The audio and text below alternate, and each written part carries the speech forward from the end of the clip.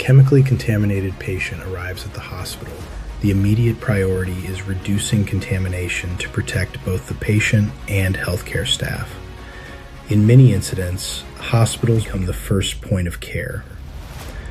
Patients may arrive before a full wet decontamination corridor can be established. PRISM Emergency Preparedness Guidance emphasizes rapid intervention. Actions taken within the first minutes can significantly reduce contamination spread inside the emergency department.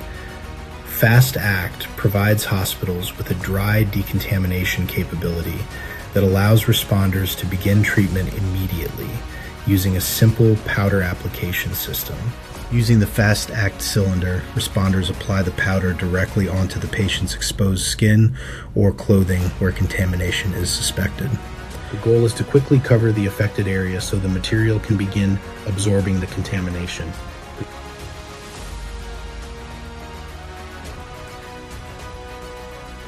A Fast Act mitt is then used to gently spread the powder across the patient's skin and clothing. This helps ensure that the material reaches all contaminated surfaces and improves contact between the powder and the contaminant. The Fast Act technology absorbs liquid chemicals and removes contaminants from skin and surfaces, rapidly reducing the contamination load on the patient and minimizes contamination spread. Fast Act wipes are used for sensitive areas such as the face or hands, or to address locations where contamination may have been missed during the initial application.